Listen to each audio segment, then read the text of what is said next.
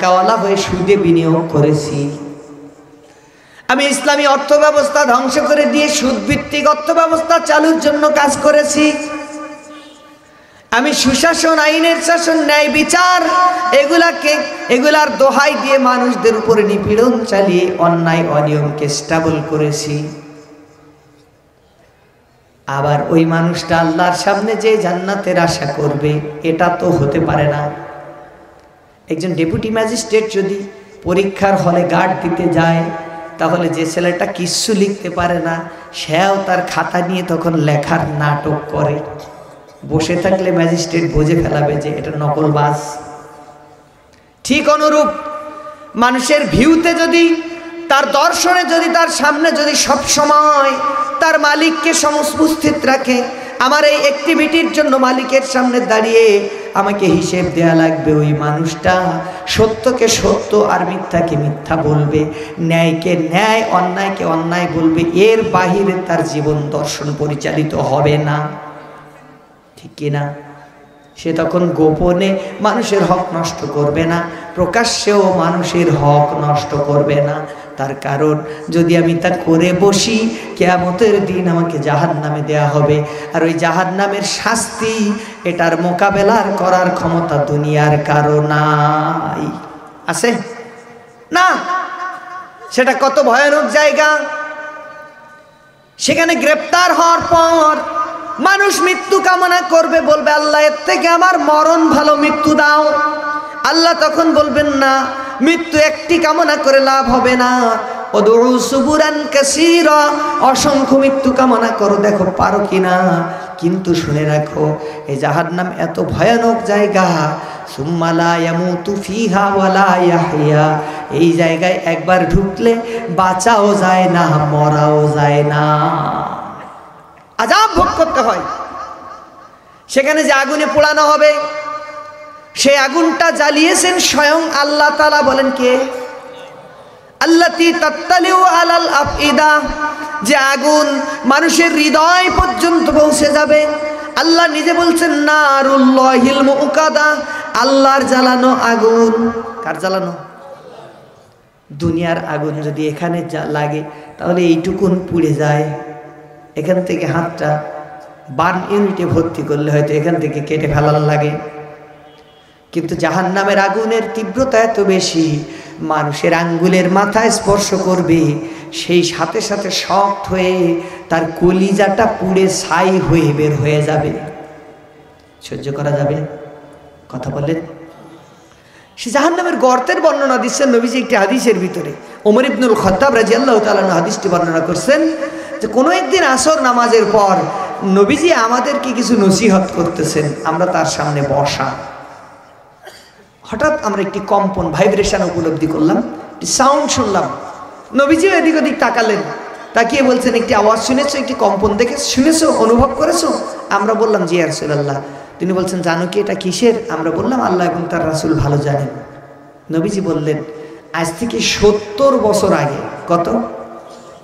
70 কিংবা 70,000 বছর আগে জাহান্নামের একটি গর্তের কিনারা থেকে মানুষের মাথার আকৃতি একটি সীসার খণ্ড, সব থেকে ভারী ধাতু, ফেলে দেওয়া হয়েছে। সেই মাথার মতন সেই সীসার খণ্ডটি আজকে জাহান্নামের তলদেশে যে পড়েছে, তাই এটা কেঁপে উঠেছে এবং এটা সেই আওয়াজ। নাউজুবিল্লাহ কন।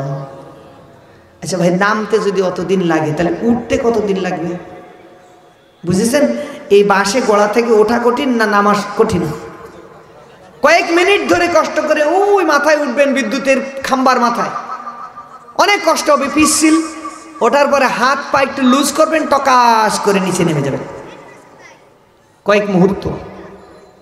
তো জাহান্নামের ওই গর্ত থেকে জাহান্নামীরা যখন বেরিয়ে আসার চেষ্টা করবে, হাসড়ে পাসড়ে অনেক কষ্ট করে, যখন মুখ পর্যন্ত চলে আসবে, জাহান্নামের রক্ষী ফেরেশতারা একটা ফ্লাইং কিক দেবে, একটা লাথি মেরে দিবে, আবার অত বছর ধরে তলে যেয়ে পড়বে।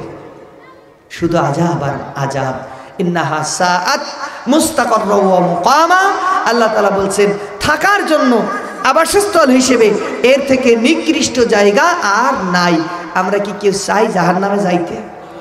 তাহলে আমাদেরকে রহমানের বান্দা হয়ে তিনি যে গুণগুলোর কথা বলেছেন সেগুলো আমাদের চরিত্রের ভিতরে সন্নিবেশ ঘটিয়ে যে ত্রুটি যে দোষের কথা বলেছেন চরিত্র থেকে বেছে বেছে সেগুলাকে বাদ দিয়ে বের করে ফেলে দিতে হবে। রাজি আছেন ইনশাআল্লাহ? কথা বলেন। যদি রাজি থাকি তাহলে আমাদেরকে বসে থাকলে হবে না, কাজ করতে হবে। সেই কাজ হলো কোরআন সুন্নাহকে আমাদের পড়তে হবে। আমার ইমাম সাহেব ভাই খুব চমৎকার করে বলছিলেন, আবু বকর সিদ্দিক, ওমরে ফারুক রাদিয়াল্লাহু তাআলা আনহু তারা বয়সের অর্ধেক পার করে এসে নবীজির ছাত্র হয়ে গেছিলেন, তাই না? হাসান বিন সাবিত রাদিয়াল্লাহু তাআলা আনহু 80 বছর বয়সে ইসলাম কবুল করলেন, 150 বছর বেঁচে ছিলেন, পরে আরো অনেক বছর। এরপরে সালমান ফারসি রাদিয়াল্লাহু তাআলা আনহু দীর্ঘ জীবন পার করে এসে তারপরে ইসলাম কবুল করলেন। তারা সব কোরআনে কারীমকে আয়ত্ত করেছিলেন, ইসলামের তাহজিব তামুদ্দুন শিখেছিলেন।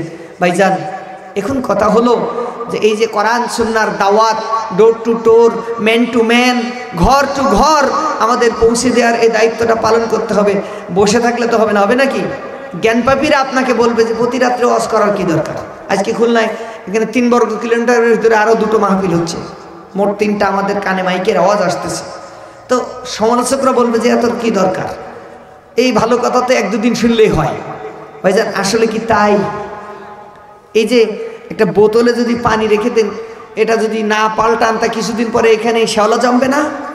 তা আমরা নসিহত শুনে পরের বছর যদি আবার শুনি আর 1 বছর না শুনি, এর মাঝখানে ইবলিশ শয়তান এর ভিতরে কিছু সোডিয়াম ছেড়ে দিয়ে কিছু পটাশিয়াম ছেড়ে দিয়ে একটা বিপরীত ক্রিয়া তৈরি করে শ্যাওলা উৎপাদন করে এতে তেলাপিয়া মাছ চাষ করা যাবে, এরকম পরিবেশ এনে দিয়ে আমাদের ইমানের দশাও তাই হবে।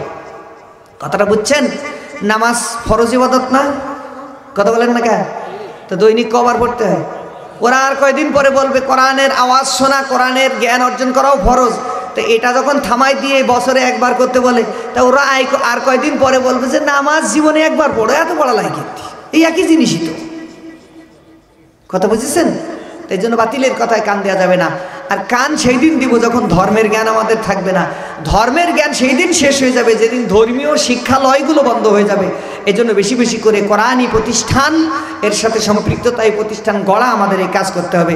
আমার কাছে প্রসপেক্টাস এসছে, আপনাদের এই ফেজের ওই মাথায় বোধ হয় শুরু হচ্ছে নতুন করে piece school and college Khulna. এই পিস স্কুল অ্যান্ড কলেজ ধর্মীয় আবহে আপনার আমার সন্তানদেরকে এই জেনারেল শিক্ষার পাশাপাশি ধর্মশিক্ষা দেয়। যারা মাদ্রাসায় পড়াবেন না বলে একেবারে সই নিয়ত করে বসে আছেন, তারা এই পিস স্কুল অ্যান্ড কলেজে দেন, তানজিমুল উম্মায় দেন। আর যারা মাদ্রাসায় পড়াবেন এ মর্মে মন তৈরি করতে পারেন, তারা আপনার আশপাশে বহু নুরানি মাদ্রাসা আছে, কওমি মাদ্রাসা আছে, আলিয়া মাদ্রাসা আছে, সন্তানদেরকে এসব দিনী প্রতিষ্ঠানে দেন। ওরা শিখুক, পরিবারে শেখান, প্রতিষ্ঠানে শিখুক। 2 জায়গা থেকে যদি তারা দিন শেখে তাহলে দুনিয়া তো অটোমেটিক্যালি মানুষের হস্তগত হয়ে যাচ্ছে। এটা কেউ আটকে রাখতে পারতেছে না। যতটুকু রিজিক আমাদের বরাদ্দ আছে তা আমরা আয় করেই ছাড়বো, কেউ নিতে পারবে না। মাঝখান দিয়ে যদি দিনটা শিখি তাহলে এহকাল পরকাল 2ও কাল আমাদের সুন্দর হবে। সেটাই ভালো না? আমাদের পাশেই তো তালিমুল মিল্লাত রাহমাতিয়া ফাজিল মাদ্রাসা, তাই না? প্রিন্সিপাল হুজুরের বড় ছেলে, তাকে তিনি আলিম পাস করিয়েছেন মাদ্রাসা থেকে সায়েন্সে। সে ডাক্তার, সে এখন লন্ডনে থাকে, সেখানকার প্রতিষ্ঠিত ডাক্তার, গবেষণা করতেছে। তো বলেন তো, মাদ্রাসায় লেখাপড়া করার কারণে ওর কি লন্ডন যাওয়া, ওর কি শিক্ষিত হওয়া এটা আটকায় গেছে? এই মসজিদের মুয়াজ্জিন আমার জুলফিকার ভাই, তার 2 ছেলে রাজশাহী ইউনিভার্সিটিতে, একজন খুলনা ইউনিভার্সিটিতে একজন পড়ে। তারা হাফেজ, তারা মাদ্রাসা থেকে আলিম পাস করেছে। বলেন তো, তাদের বিশ্ববিদ্যালয়ে ভর্তি কেউ ঠেকাতে পেরেছে? মাঝখান দিয়ে লাভ হয়েছে, ঘরে দিন এসছে, দুনিয়ার রাস্তাও খুলে গেছে, জাহান্নাম থেকে বাঁচার তরিকা তৈরি হয়ে গেছে। বুঝেছেন? আবার পাশে আমাদের কলেজিয়েট স্কুল আছে। আমার প্রিন্সিপাল ভাই আবার বলবেন যে আমার স্কুলে ভর্তি হওয়া কি একেবারে মানা করে দিয়ে গেলেন? না না, তা মানা করবো কেন? সবগুলো শিক্ষা প্রতিষ্ঠানে আমাদের শিক্ষার্থীরা লেখাপড়া করবে, দিন শিখবে, দুনিয়া শিখবে। দুটোর যখন কম্বিনেশন হয়ে যাবে, তারা দুনিয়ায়ও নেতৃত্ব দিবে, কিয়ামতে যে প্রথম সারিতে জান্নাতি হবে, সেটাই ভালো। ঠিক কিনা বলেন? আল্লাহ আমাদের তৌফিক দান করুন, আমাদের এই শিক্ষালয়গুলো কবুল করুন। বাইতুল মুকাররম এই যে আয়োজন করেছে, এর কমিটি, সকলকে আল্লাহ কবুল করুন। এই মসজিদের স্মৃতির সাথে ওতপ্রোতভাবে জড়িয়ে আছে ক্যাপ্টেন রবিউল ইসলামের স্মৃতি। আল্লাহ তাআলা তাকে তার এই সৎ কর্মের উত্তম জাযা দান করুন। আমাদের সকলকে তার খাঁটি মুমিন বান্দা হিসেবে কবুল করুন। জি আমিন। ও আখির দাওয়ানা আলহামদুলিল্লাহি রাব্বিল আলামিন। সভাপতি শুভেচ্ছা জানাবেন, এরপর দোয়া হবে, তারপর যাবো ইনশাআল্লাহ।